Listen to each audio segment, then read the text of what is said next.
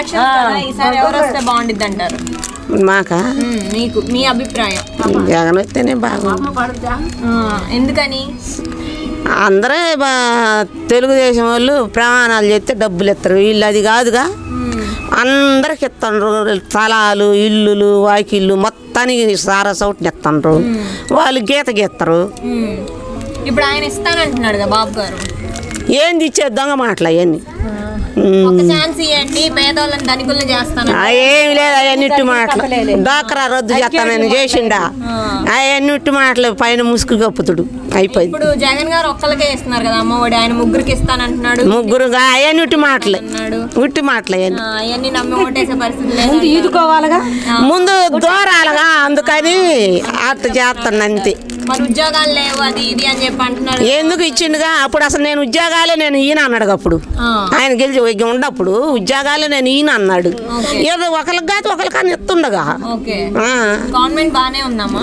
బానే ఉంది. సరే మాకు ఇంటిది ఒక పేచీ ఉంది. జగన్ వాళ్ళ నాన్న కాడ నుంచి పేచి ఇది.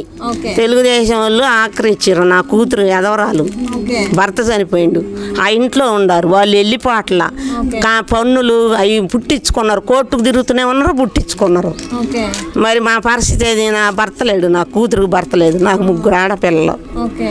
మరి నా అదే వెళ్దాం అనుకుంటున్నా జగన్ గారి కాడికి రేపు. ఇక్కడ వాలంటీర్లకి ఏమని చెప్పారా? వాలంటీర్లేగా వేసింది పన్నులు వాళ్ళకి డోర్ నెంబర్లు ఇచ్చింది వాళ్ళేగా. అంటే వాళ్ళకి తెలుగుదేశం వాళ్ళు మాట్లాడలేరు, ఎవరు మాట్లాడలేరు వాళ్ళతో. అందుకని వాళ్ళు చేసే పని. మరి వాళ్ళు ఎందుకు తగాదలాడాలి మా నుంచి?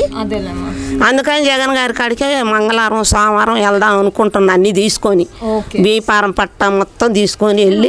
పట్టాలన్నీ మీ దగ్గరే? మా దగ్గరే ఉండి. మా ఈపురాలు కొద్దిగా మందు తాగిద్ది, ఆ మందు పోపించి రాపించుకున్నారు. బ్యాంకులో కూడా నేను ఇడిపించను, అవి కూడా ఉన్నాయి, అన్నీ ఉన్నాయి. అవన్నీ తీసుకొని జగన్ గారి కాడికి రేపు మంగళవారం వస్తా. ఏం చేస్తాడు? నేను పోతే మళ్ళీ ఆయన వచ్చిండు అనుకో, మాకు ఇంకా అసలు